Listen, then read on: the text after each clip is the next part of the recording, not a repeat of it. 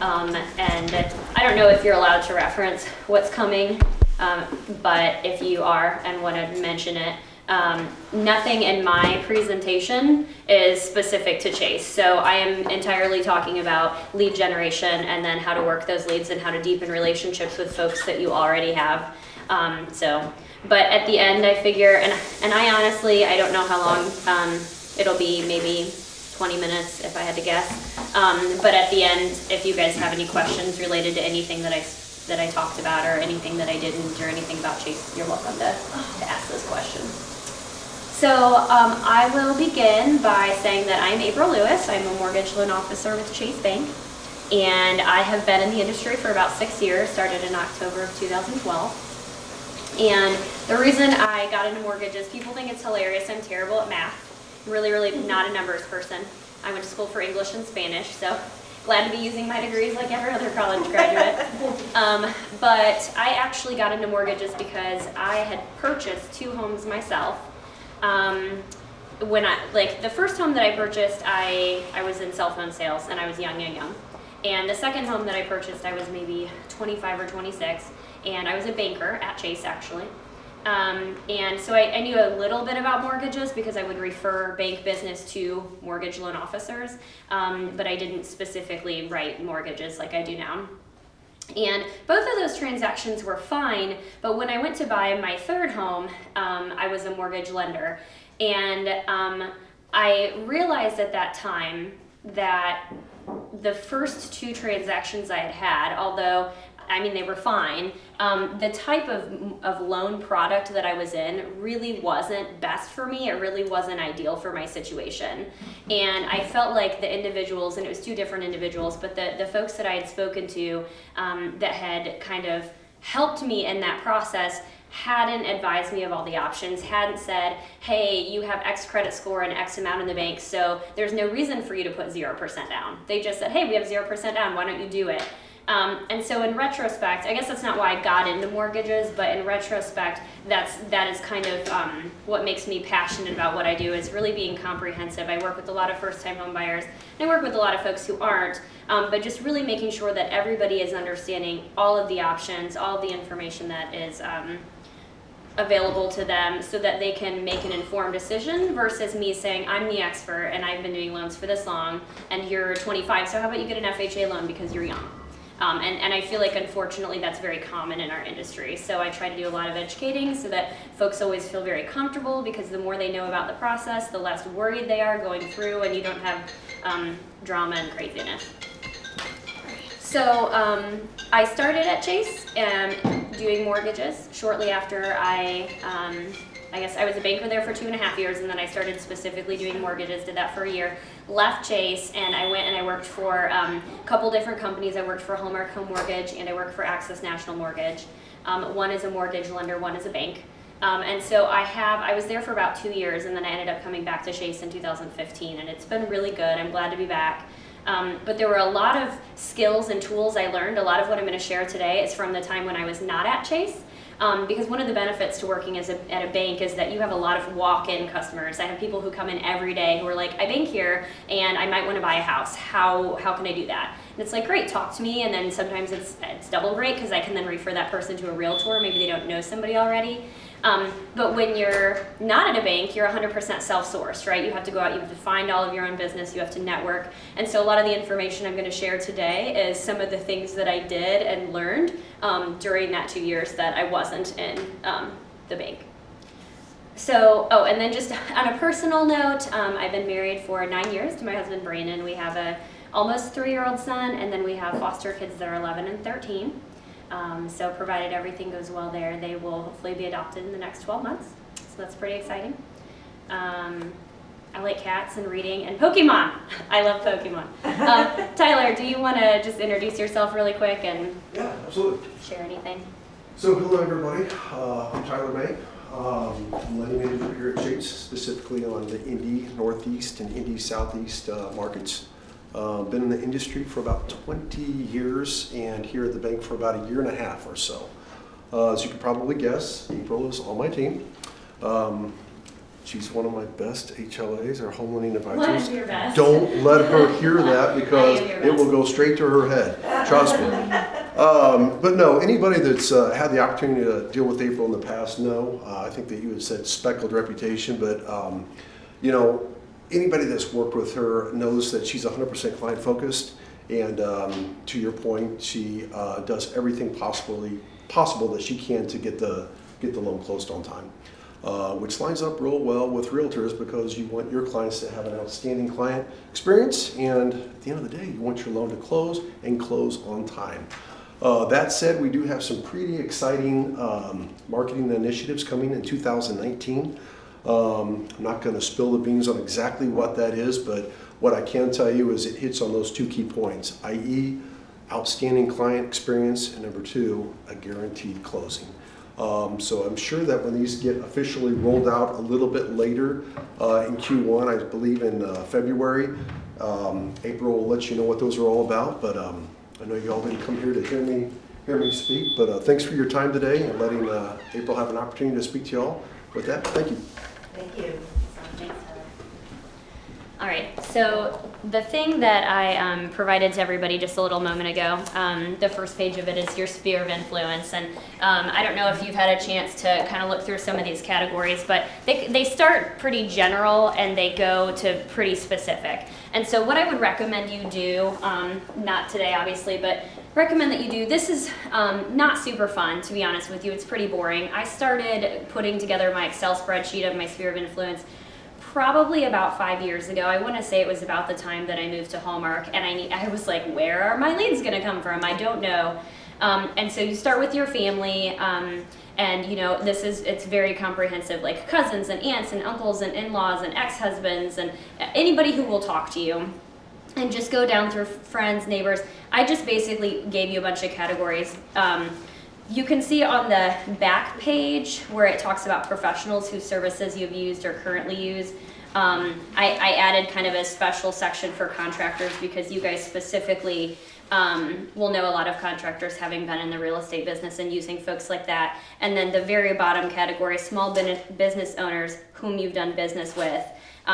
So think multi-level marketing companies because those sorts of folks really, really appreciate and understand referrals. Sometimes, I don't know if you guys have ever heard Michael Mayer speak. He does a lot with Remington Ramsey at the mastermind events. And one of the things that he said that really stuck with me is some people just don't get referrals. Like, it doesn't matter how fantastic their experience is with you. They're just not the sort of person that if they're at a cocktail party and someone's like, I'm thinking about selling my house, is going to pipe up and say, you know what, I know who could help you with that. They're just not. They'll be, oh, tell me more, or talk about themselves or whatever. And it's nothing against, you know, you or your service or whatever. You can ask them, you can provide the most fantastic service, but they're just not, their minds don't work that way. So just keep that in mind, because sometimes we can have really fantastic customer experiences and we expect to get a lot from it and we don't. And sometimes, yeah. So anyway, just, it doesn't always have to do with their experience. So here I'm going to talk a little bit about tips for organizing your sphere of influence. So the very first thing that I would recommend that you do is put together this Excel file. And I'm just going to pass around a page of mine. Obviously I can't give it to you because it has all my customers' information on it. And it's a really tiny font, which I apologize for, but I wanted you to be able to see, most importantly, all of the headers.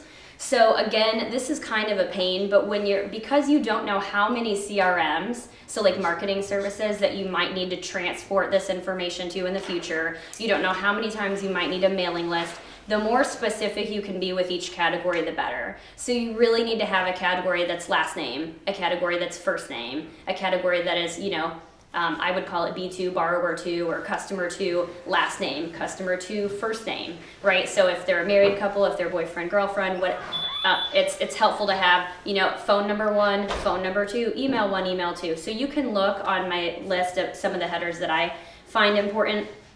But you can just Google sphere of influence and you can find plenty of opportunities to kind of look for categories. And then the second thing that I talk about, and this is on page 2 of your little paperwork. So the second thing that I talk about doing is once you have all of those categories set up and you have all of this information entered, so you're entering all of this information off of your first sheet. You need to rate your prospects. So you have a specific column, that's my column number 1, that is a rating. And I stole this from Brian Buffini. He wrote a phenomenal book. It's like 100 pages called Work by Referral. I've actually gifted it to like 6 realtors. If you haven't read it, you need to read it. It's amazing. You can get it on Amazon for like $10. But What was it called? Work by Referral, and it's by Brian Buffini. But he talks about this rating system, and basically it's A+, A, B, C, D. And the A+ folks, and I put this on so that you have it as you're going through, the A+ folks are people who regularly refer you both consistently and loyally. So not, oh, well, you know, lender B gives my name and 2 other names to each customer. No, it's consistent and loyal. They're thinking of you, you know that you are their number 1. And A would be somebody who's referred me in the past, but maybe not consistently and maybe not exclusively, but somebody who has referred you business. And I want to clarify, business that has closed. I have some realtors that are like, I send you deals all the time. And I'm like, fool, we have never closed anything. Like, I don't know what you're talking about. You send me this person with a FICO of 400 that is going through a bankruptcy and a divorce. Like, that doesn't count. Like, I don't owe you anything. So we're talking about quality leads that have closed. That would be an A.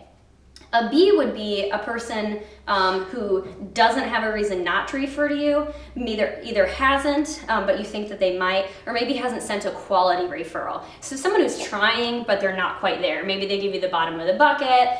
Maybe they just don't honestly have a lot of referrals to send over. So somebody that you know you have a good rapport with and could actively refer you, but isn't.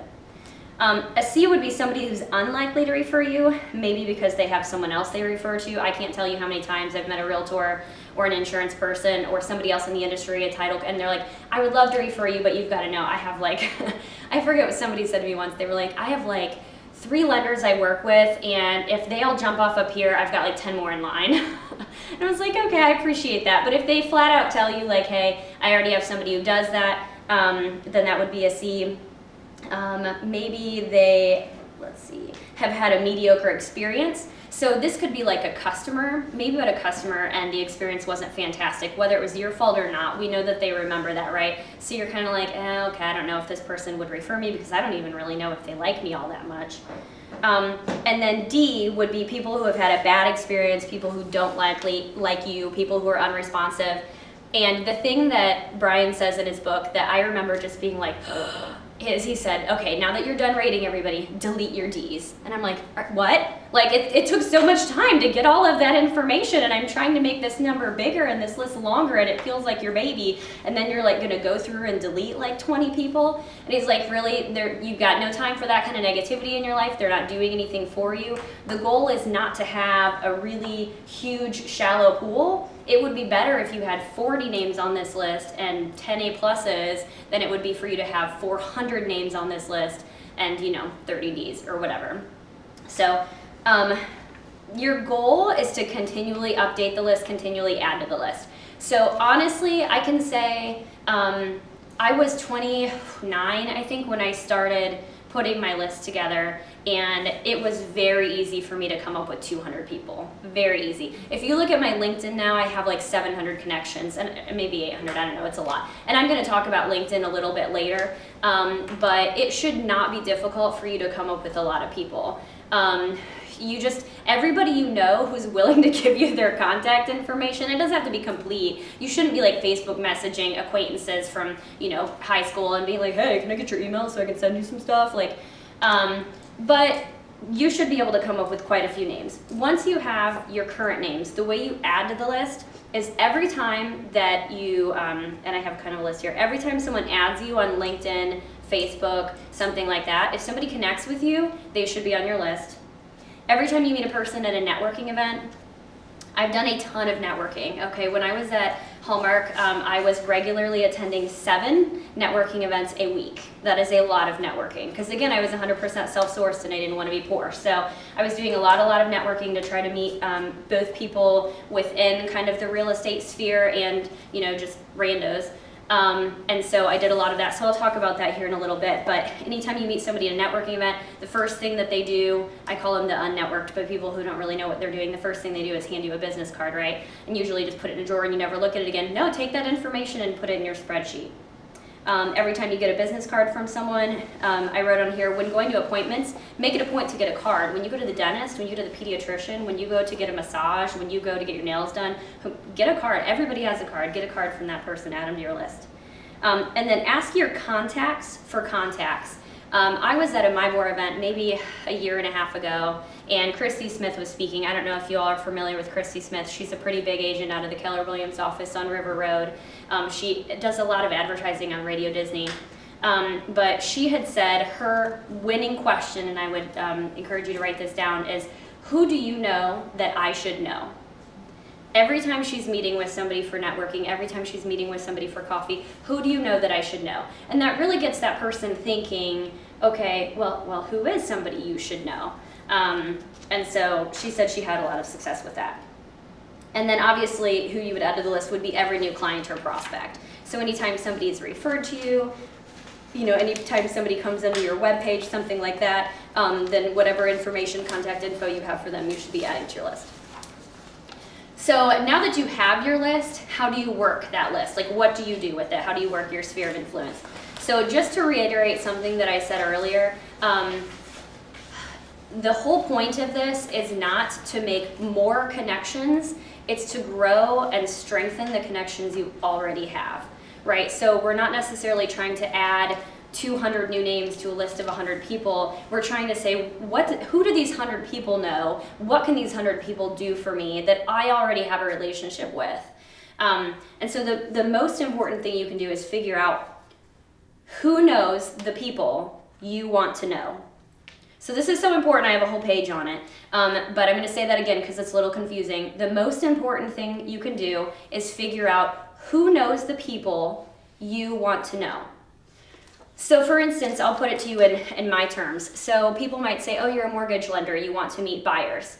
Well, yes, I do want to meet buyers, but if I meet a buyer that is one transaction, maybe in another 4 to 5 years, it's a second transaction.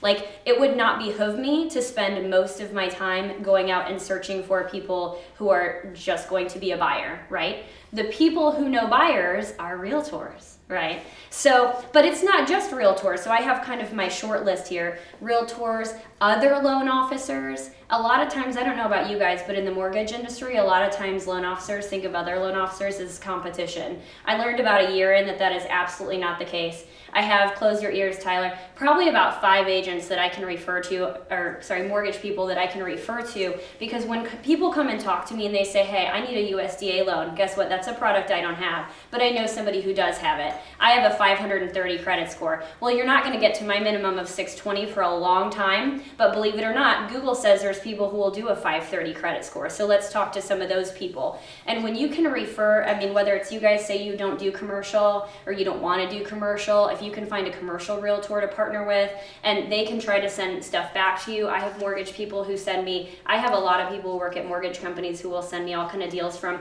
all 50 states because I can do lending in all 50 states and a lot of them can't because they're only licensed in Indiana. So that is very much an underutilized aspect is other people who do what you do, right? And it's easy to find realtors, it's easy to find mortgage people, so there's no reason that you shouldn't have some good, trustworthy connections kind of within that group. Other people who know buyers, again, talking about me, insurance agents, people who work in rentals or leasing, right? Because when those people put in their notice, they're going to be most likely buying, etc.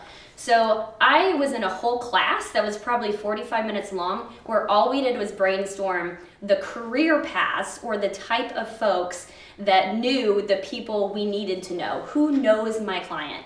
So I took about 5 minutes and I tried to think of, for you guys, if your goal is to find sellers, who might that be? So you would be much better at this than I would, but the ideas I came up with was maybe contractors and small businesses that work on like home repair, remodel, right? Because a lot of people who are getting ready to sell their home are gonna be fixing things up, right? Stagers, and I know you do your own staging, but that doesn't mean that you can't partner with, folks in the industry. Appraisers. a good amount of people, I don't have percentages on this, but a good amount of people will get private appraisals prior to listing. So if you can connect with a couple appraisers and say, hey, when you meet somebody and they say, the reason I reached out to you is because I'm thinking about selling my house, could you just casually mention like, oh, okay, who are you working with who's gonna sell it for you? Oh, well, we haven't decided yet. Well, I know somebody who's fantastic. I obviously meet a lot of realtors, and I know how important it is for you to have somebody who's fantastic. Would you want me to just pass their information along? The more casual you can be, the better, but this is how I refer realtors to my buyers. And then family law attorneys, I think that is a great one, a great one. If you don't have connections with family law attorneys, you need to.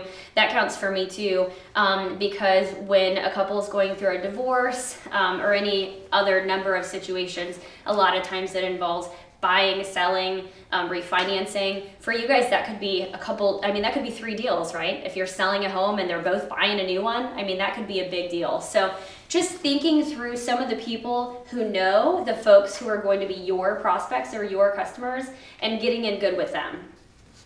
So sources of business are ultimately the most effective way to grow your business because they create repeat referrals. So you need to think of what people and professions will encounter your potential prospects before you will. Alrighty, next page. So I'm going to talk a little bit about beginning and deepening relationships. You can never meet too many people for coffee. When I was new to the 100% commission structure, it was not unusual for me to go to Starbucks 3 times in a day. Like, I kid you not. I had breakfast Starbucks, I had like early afternoon Starbucks, and I had like 5 p.m. Starbucks. And I don't even drink coffee. I've literally never had coffee in my life. It's gross. Well, I think it's gross because I've never had it. But and it's funny because occasionally I'll run into somebody else who doesn't drink coffee and we're both like, what are we doing here? But it's a great place to meet. I always recommend coffee, especially for initial meeting, whether it's you're meeting with a mortgage person and somebody, and we know kind of the idea is to talk about real estate referrals, or whether, and I'll talk about this here in a moment, you're meeting with, I don't know, a cake baker that you met at a networking event. And you're like, I don't know why I'm meeting this person. April said I should, and we'll talk about that. But regardless of whom you're meeting, I think coffee is fantastic because it is quick and it is cheap. So you can pay for the other person, you can not pay for the other person. I don't know that it necessarily makes a lot of difference, but you're not stuck having a meal with somebody if you find out 15 minutes in that they're not the professional that you want to work with. And I would say, honestly, I can get referrals out of anybody. It doesn't matter if you bake cakes, because guess what? A cake baker knows a realtor. Everyone does. So if all they can do for me is introduce me to a realtor, then that's very helpful for me. So there's no profession and there's no person that it's like not worth my time to go have 30 minutes with. But if I meet an individual and they speak like they don't have integrity, or I don't know, they're dishonest, or they joke about things that aren't funny, something like that, and you're like, okay, I'm not gonna want to work with this person. It's an easy exit plan to be like, oh, I only had 30 minutes for coffee, thanks so much for your time, whatever. So I really do think coffee is a fantastic idea, way to meet people. It's quick, whatever. So I think I put on there, do you guys have this bulleted list right here? Yeah, okay. So these are just kind of my personal rules for when you're going to have what I would call a one-on-one. So when you're going to have a one-on-one with somebody, so whether, again, that's somebody in the industry that you're going to specifically talk about how can we help each other, help each other's business, or whether it's somebody that you're like, you bake cakes and I don't know what we're going to talk about, this is the general guidelines. So I would always start by arriving early and picking the best seat. And what picking the best seat means is if you are in, for instance, the Starbucks in the Fashion Mall. I don't know, can any of you picture that? Yeah. The Fashion Mall, the Starbucks in the Fashion. So it's kind of a weird shape. It's like a long L, and most of the seating is here, and there's like a bar here, and it's tiny. So if I were, say the table I could get is back here in this corner, then I would want to sit here facing everyone. I would not want the person that I'm meeting to be distracted by everyone while I'm trying to talk to them, right? So I would want to be sitting here so that they can just look at me. So the best seat is the one in a restaurant or in a coffee shop where there's going to be the least amount of distractions for the person who's meeting with you, because you want them focused on you and what you're saying. I already said that. Introduce yourself briefly, so 30 to 60 second commercial. And obviously you don't want it to sound like a commercial. I don't know if y'all have been to a BNI meeting before. That's a really good intro. BNI is typically something like, hi, my name is April Lewis, and I'm a mortgage loan officer with Chase Bank, and I help people to buy homes and refinance, maybe take advantage of the equity that they currently have in their homes with a current line of credit. Something like that. Very simple what you do. You don't want to list like 15 things that you do, so you may have to kind of summarize the services. Your website does a great job of kind of summarizing in 1 or 2 sentences what you guys offer and how you differentiate. But you don't want to start the meeting by making it about you. Just a reminder to that person, in case you met once at a networking event and talked for 5 minutes, this is the general what I do. And then you want to just focus on them. So the first thing I always ask is, who are you looking to meet? I can always recognize an unnetworked person because, especially financial advisors are really terrible at this. I go to a networking event and I'm like, hi, what do you do? And they're like, oh, I'm a financial advisor. And I'm like, great, I'm a mortgage person. So who are you looking to meet? Everyone? Okay, well, sure. But if you say everyone, who immediately comes to mind? Does anybody immediately come to mind? No, nobody immediately comes to mind because you said everyone. But if you said doctors, I primarily work with doctors, I can think, do I know any doctors? Oh, my kid has a pediatrician. I might be able to do a warm intro, like an email intro to my pediatrician for you. What specifically do you do for doctors? It doesn't matter if you have literally never helped a doctor. It does not matter. And you can change it at everything you go to. Oh, well, I'm looking to meet realtors. Oh, I'm looking to meet teachers and whatever. It doesn't matter. But the point is, if you are not specific, nobody comes to mind and they will not introduce you to anybody. Also, it just sounds kind of lame to say, oh, I'm here to meet anyone.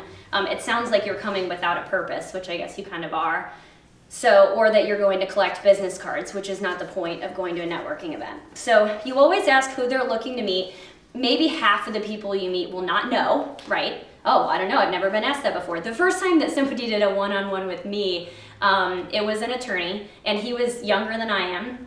And it was maybe 4 or 5 years ago, and he's like, let's meet for coffee. And I'm like, don't know why we're meeting for coffee, but okay. And I got there, and he's like, so who are you looking to meet? And I'm like, home buyers? Like, I didn't know. No one had kind of taught me through this. But if you don't know, he was real gracious about, well, let's think about what sort of people are going to be helping you in your industry. And then I'm kind of like, oh, well, it might be nice to know a good realtor. And we kind of worked from there. So you can kind of talk them through that. The other thing that I said in my bullet is that a lot of people are going to be caught off guard by that because they're expecting you to ask for something immediately, and what you are immediately doing is offering something. That is huge. That is the whole crux of, I believe, why I'm successful and why people see me as a resource, is because if you always offer before you ask, most people have just this general desire to want to give back. Like, you helped me, even if it's not sending a client. And I'm going to talk about other ways to add value in the future. Because say, for instance, that Deb meets with, I just said it earlier, I always forget, a stager. Say you meet with a stager. Well, you're not trying to send clients to a stager, are you? No, probably not, because she can offer that service herself. But there are other ways she can help a stager, right? There's introductions she can make, there's events she can invite to. Like, there are ways you can add value to everyone that's not necessarily just sending them business. So keep that in mind. If a person doesn't know who they're looking to meet, you can help them brainstorm their sources of business, just like we just did. Real simple. You can offer other value adds. Oh, I was just talking about this. For instance, I stay up to date on networking events, so I always have something to invite someone to. And I made a little asterisk because I want to talk about inviting people to networking events later. The best place in my mind to find networking events is Eventbrite. And the Brite is Brite. So if you just look on Eventbrite and search Indianapolis, there is literally every single day, there is stuff to go to. And not all of it's going to be relevant. Not all of it's going to be great. I actually once invited a realtor to an Eventbrite event that I forget how it was defined, but it was basically like a networking group and like it was a dinner at a nice steakhouse, and it was a really nice event. But what they didn't say or even imply really on the Eventbrite website, like when we got there, myself and my realtor, there's probably 150 people this event. We were the only white people, so it was a little weird, but we stayed. It was fun. But I always tell people, look on Eventbrite for events that you can find for different things that they might be real estate related, they might not be real estate related. It just kind of depends on, you know, who you're looking to meet at that point, but a lot of them are going to be not real estate related. Some of the networking events that I've gone to that I found to be helpful, Linking Indiana. Linking Indiana is a every quarter event that they do at various restaurants downtown. And the nice thing about Linking Indiana is it is a speed networking event. Have any of you ever been to it? So what I really like about this is if you, for instance, meet a cake baker that loves to talk about cakes, you will not be stuck talking to anybody for 20 minutes because you don't know how to kindly excuse yourself from the conversation. So basically they sit at tables of about 8, and each person has about, 2 minutes to say their little commercial. And then if your commercial is 30 seconds, then there's 90 seconds for the other people around the table to ask questions. Oh, do you do VA loans? Oh, do you help sell condos? Blah, blah, whatever. And then when your time is up, it goes to the next person. So you get the business card and the commercial for all those people. And then when the 15 minutes or whatever is up, you sit at a different table. So that's really nice because you can meet a lot of people quickly and you hand out a lot of cards. Another good event is Network After Work. That one is about maybe $12, I think, one of the value adds. And this sounds like it is a little thing, but I'll tell you what, people like free stuff. Whenever I invite like a realtor to an event, I always pay. So the Network After Work is like $12. I think it includes one free drink. The one thing I like about Network After Work, A, it's well attended, so there's usually over 100 people in attendance. B, there's color coordinated name tags. So all the green people, so money, like bankers, insurance, realtors, mortgage, those are mostly the people I want to meet. So I can walk around and say, hey, you have a green name tag, what do you do? And find the people that I mostly want to meet. But if you only wanted to focus on the healthcare industry, that's a certain color or whatever. So those events are pretty good. They're also, I think, like maybe quarterly. Obviously, there's all the MyBor stuff. I'm trying to think of what else I have done that is not real estate related. BNI groups are great. I think everybody should visit a BNI at least once. What does that stand for? Business Networking International, I think.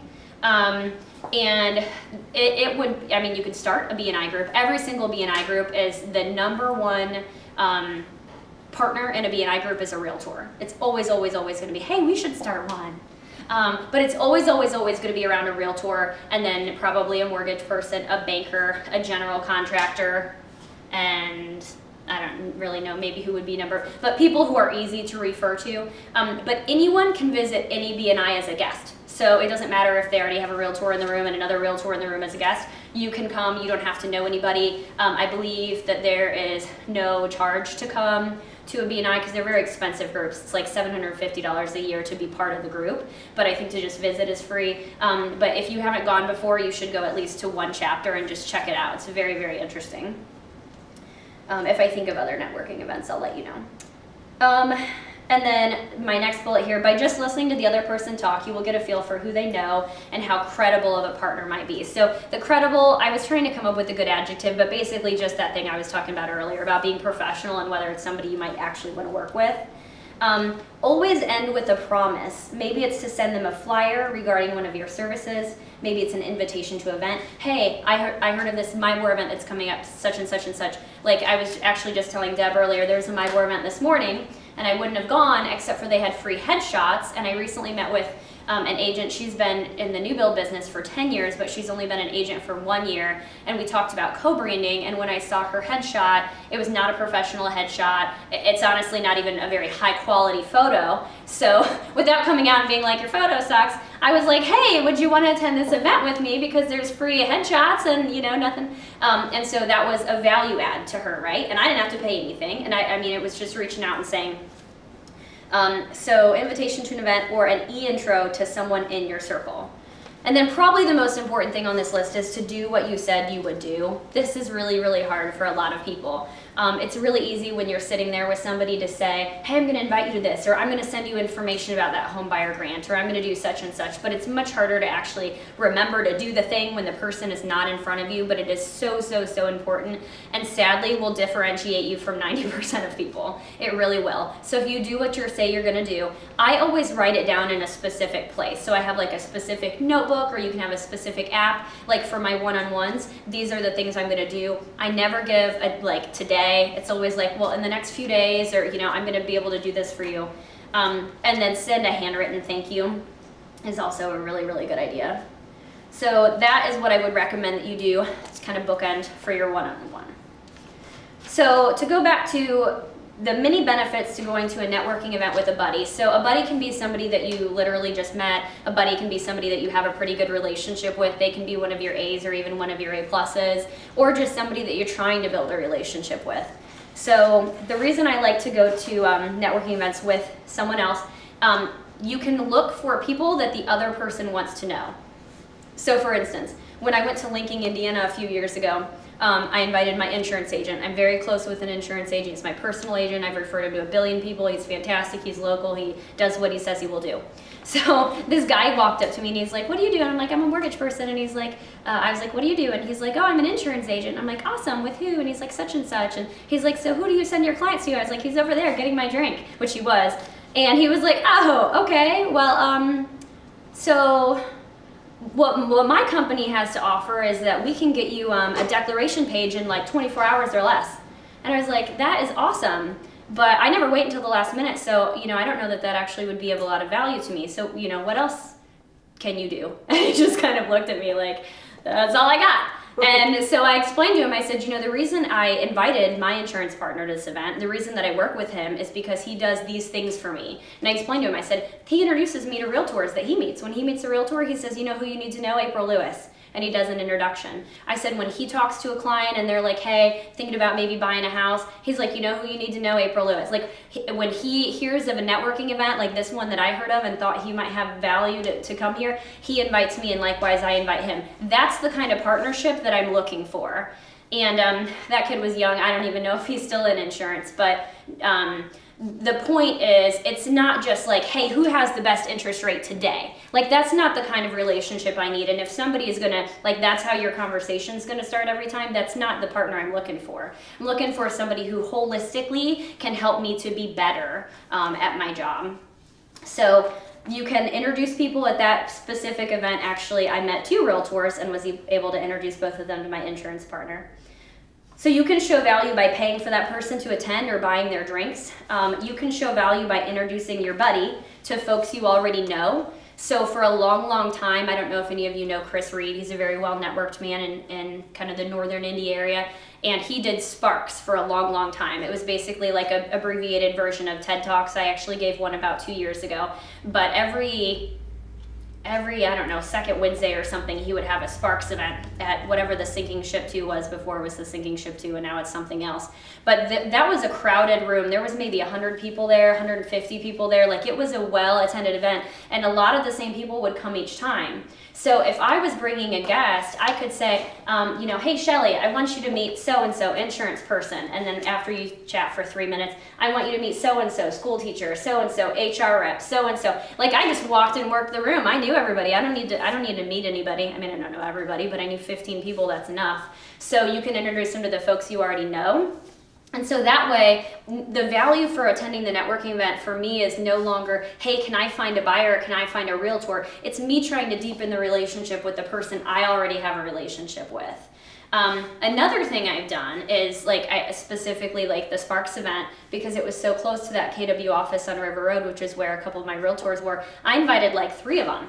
I was like, hey, you all want to come? My insurance guys come in and buy drinks on me, you know, and it was a pretty inexpensive evening. Everyone had maybe 1 or 2 drinks. It was maybe $50, $60 out of my pocket, but 5 of my trusted partners got to meet each other. And so then when my realtor sends me a loan and I send that person to my insurance guy and my home inspector, she can say, hey, I know these people. I can vouch for them. And in fact, my #1 referring realtors, my insurance guy has her whole family insured that way, because we were able to connect and they like each other and she sees the value.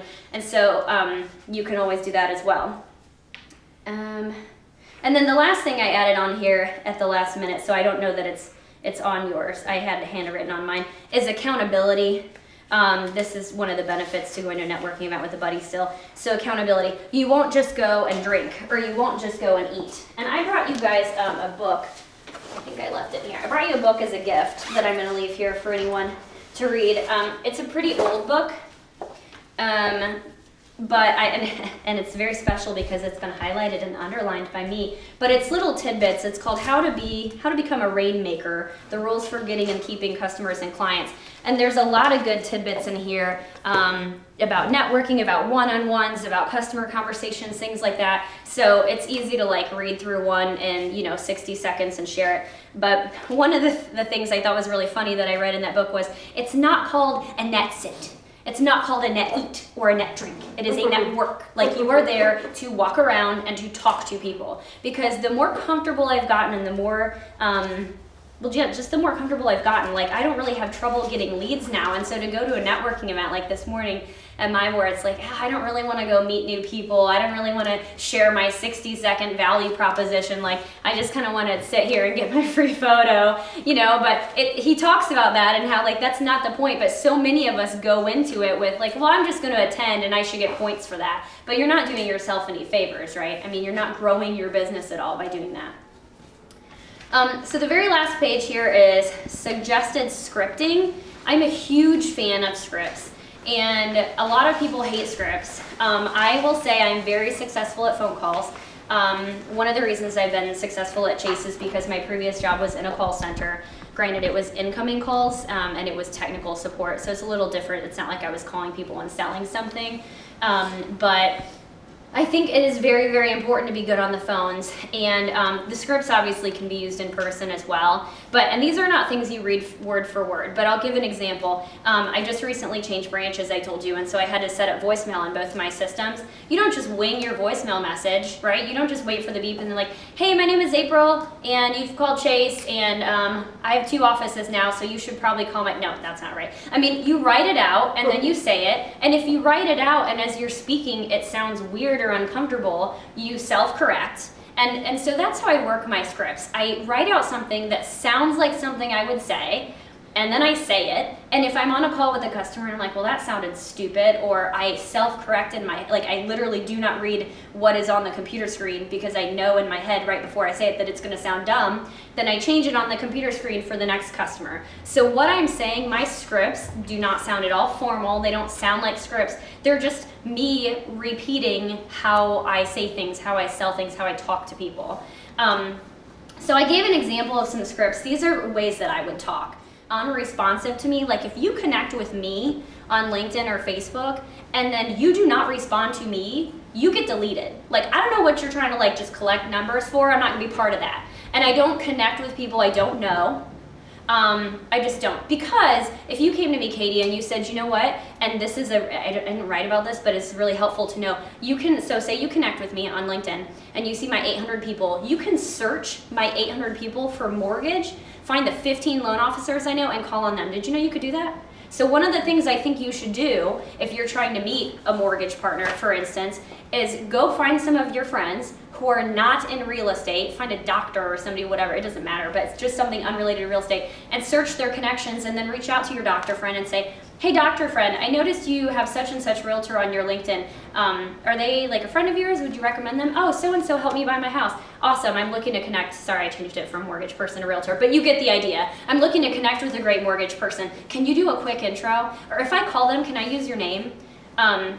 So I'll get to that in a little bit, but if you reach out to me and say, hey April, I want to meet this mortgage person that you're connected with, I'm not going to embarrass myself and say, oh, I don't know who that is. I can't put in a good word for that person. Why would you connect with people you don't know? That blows my mind. It makes no sense to me. Everybody does it.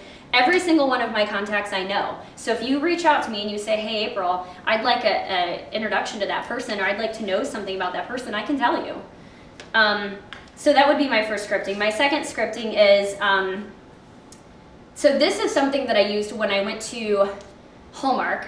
I actually posted a Facebook post that said, which of my friends knows an awesome realtor? And of course, all the ones that have been coached well by their realtors are like, you should use so-and-so, he was fantastic. And so I reached out to so-and-so and I'd say, hi Jared, my name's April Lewis and I'm friends with Joe Smith.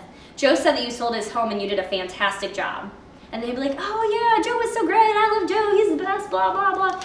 And then I usually would follow up with unfortunately, because I know it's kind of a letdown. You're hoping that I'm going to buy a house with you now, right? No. So I'm like, well, unfortunately, I'm not in the market to buy or sell a house right now, but I'm a mortgage lender. And I actually, in this instance, I would say, and I actually work with Chase. And the thing about Chase is we have a lot of customers that just walk in needing somebody to buy with, and they don't have agents yet. And I am looking for agents that are fantastic, somebody that I can confidently refer my customers to.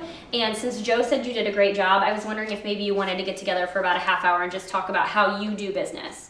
I would 100% make it about how am I going to be able to send you business, not, so Joe, what referrals do you have for me, right? It has to be about what I can do for Joe. And then you have to be able to offer, like in my case, I think already this year I've sent out 3 names to realtors I know. Don't worry, you're on the list. But I mean, honestly, you have to be able to back up that implied promise with something you can actually do. So if you can't send business, there's got to be some other kind of value add. But you have to show this person that you're calling that you have value for them and you're about giving, not about asking. And I will tell you, people 100% will feel obligated to meet with you. It doesn't matter if they did a transaction with Joe 6 years ago and they don't even really like him, they just said that because they thought they were getting a deal. They will feel obligated to meet with you.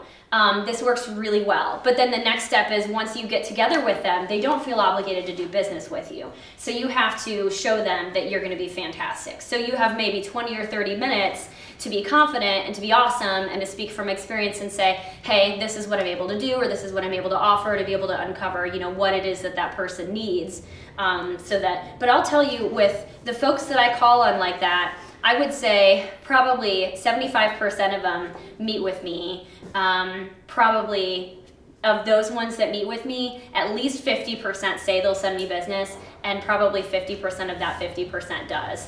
So, I mean, I have a pretty good return rate from that sort of, and it's a completely cold call, right? I didn't know Jared at all. And then the last script I have is, hi, so this would be like if you're calling somebody from that original Excel spreadsheet that we put together. So you're calling somebody from that list, and maybe you haven't talked to them like in a while. And so this is a little bit awkward, right, for us. Hi, Mary, this is April Lewis. I always start with, I don't know if you remember me, but our boys played soccer together a couple of years ago. How are you? And then they'll be like, oh yeah, blah, blah. They might blah, blah, blah, whatever. Hey, awesome. Well, I'm sorry to call you out of the blue, but I'm trying to grow my real estate business, and you always seem so well connected. Do you know any realtors that you highly recommend? And my notes on that one are, do not give false flattery. So use a word that actually describes this person, right? If Mary is neither helpful, well-connected, or involved in the community, I'm probably not gonna call her, right? But if she's one of those things, you always seem so involved in the community. Maybe she's on an HOA board. You always seem so involved in the community. Do you know any insurance agents that I can connect with? Do you know any whatever? Don't say, do you know any realtors, insurance agents, financial advisors, or people looking to buy or sell, right? That's gonna be like, Mary's mind is gonna be blown. But if you just reach out and you're like, hey, you were this, and so I thought of you for that. And a lot of times people might be like, not off the top of my head, no problem. Do you mind if I shoot you a quick email? And then if you think of somebody, you can just let me know. And maybe they'll come back to you later and they won't say, I thought of a realtor, but they might say, you know what my neighbor's selling? Like, you just don't know. So, but that is a really easy phone call to make, especially if you start, when I call, I didn't put this in that script, but when I call Chase customers, so we have databases of people we call. So these are cold calls. I've never spoken to them before, but I do a lot of calls I have first-time homebuyer seminars. And so I'll call people and I'll say, hi, is this Josh? Yeah, this is Josh. Hey, Josh, this is April Lewis calling from the Chase Bank in Castleton, right down the road from you. How are you today? I'm good. Oh, and part of what you'll notice how I'm talking, you don't pause long enough for them to ask questions or say crazy things. How are you today? I'm good. Well, great. Josh, the reason for my call, and I'll keep this quick because I know you weren't expecting me to call, but the reason I was reaching out is because Chase is actually doing a new initiative. It's funny, we've been doing this new initiative for, about as long as I've been working there. Chase is doing this new initiative where we're trying to help young people in the area that we know are renting to kind of learn more about home ownership. We're talking about grant opportunities. We're talking about how much you would need for a down payment, where you need your credit score to be, things like that. Have you considered buying a house in the next year or so? And it doesn't matter if they're like, no. I'm like, okay, well, can I ask you, you live in Scandia, right? And do you know how I know this? Because all of the apartments around my branch in Castleton, and there are tons, I've looked up on Google every single road name. So I know when my tellers see a road name because somebody's coming in to do a deposit, they know that person is renting.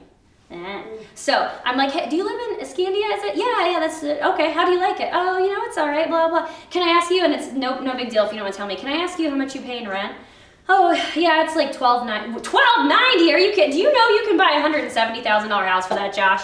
And then he's like, and then you got him. You're like, how would it be not to scrape ice off your windshield? And he's like, oh shit, that'd be great. It's just, but, and those are just, that didn't sound scripted, right? But I say the same thing every time. That is a script I use, but it doesn't sound like I'm reading it from a can.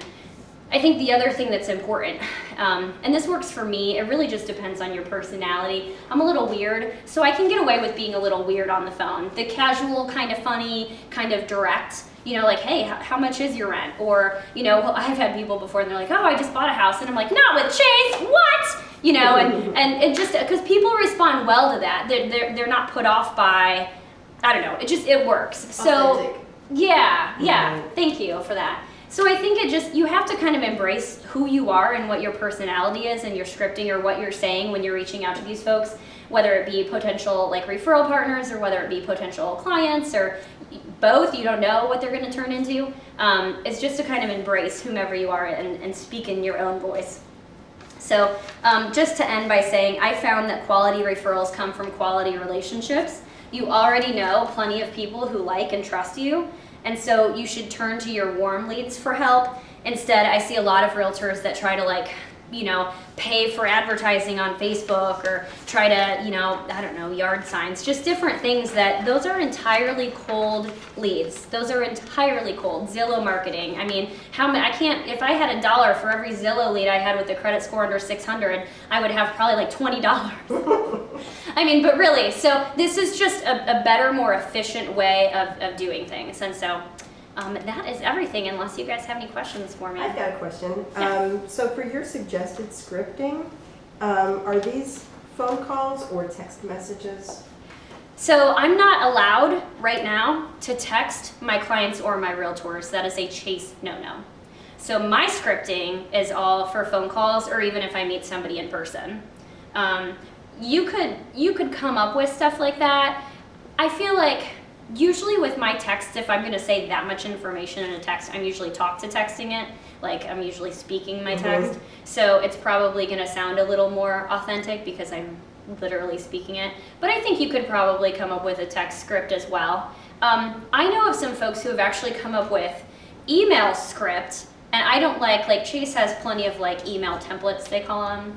And I don't like using those, but they're good for, I guess I don't mind using those when I can go in and tweak them. I'm not like, dear Mr. So-and-so. First of all, I don't call anybody Mr. I'm sorry, I'm April, you're George. It's just, but so if they're thank you for closing your loan with Chase. We appreciate you being a valued blah, blah, blah, whatever. They all sound so formal. And it's not my voice, and I feel like people would know that. So if I were to do something with text or email, I think it makes sense. I think it's a time saver. I can't tell you how many emails I send every single month. Hey, your appraisal is in. Great news. It's as is. That means that it came in at value, and at least, blah, blah, blah, blah, blah. This means no repairs or inspections will be required. But, it's probably only 4 or 5 sentences, but it's enough that I could, just have a template for it. I don't because I'm lazy, but that's a good idea. I would say maybe the email more than the text, but I just don't text a lot. You're So. not allowed to text. Right. And Right now. Right now. We'll see. Is that because of confidentiality? Liability. Yeah. It's just liability. They're afraid that we're going to say something in a text message that a customer will screenshot. You said my appraisal was this, or you said my loan was approved, or something, versus the email. They can go back and track them and read them and stuff. And then my other question is, what advice do you have for people who would love to do more networking, but they're introverts? Yeah, that is a good question. So I think maybe one of the best things you could do is go with somebody who's not introverted. And probably a team member as opposed to somebody you're trying to partner with. I mean, you could go with me, I'm not introverted, but you could also, if you have 2 folks in the office and one is less comfortable, maybe the 2 of us go together and, we both try to connect with somebody and then oh, hey, my business partner is here. I would like to introduce them as well. And maybe or one of us tries to connect with somebody and then they bring that, my business partner is over here and bring in the introverted person that way so that they're not, because I think the scariest part is approaching people. The other thing I would say is a lot of events, like the Sparks, for instance, or there's a lot of Rainmakers events. I used to be a part of Rainmakers. It's a huge umbrella organization that has probably 15 different networking events. That there's like a Christian event, there's like a technology event. They're all like niche-y.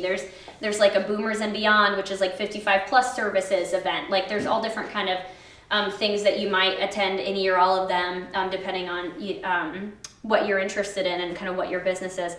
And at each of those events, they would have like a board of people whose job it is solely to wear the name tag and walk around and connect other people. So maybe trying to find somebody who either is on a board or somebody like myself who knows half a room because we regularly attend, or even just an event that has those people in place, so that you're not necessarily having to be the one to step forward and say, hey, what's your name? I do this, but rather like, oh, hey, it's my first time here. Can you introduce me to a couple folks? Well, sure, because I'm on the board and I know more than a couple folks. Maybe that might be a good idea. Mm-hmm. That's good advice. Anybody else have questions of any kind? All right, then we thank you very much for being absolutely. here. Thanks Jamie for the is on her opportunity. way from getting an MRI on her foot. Oh. And so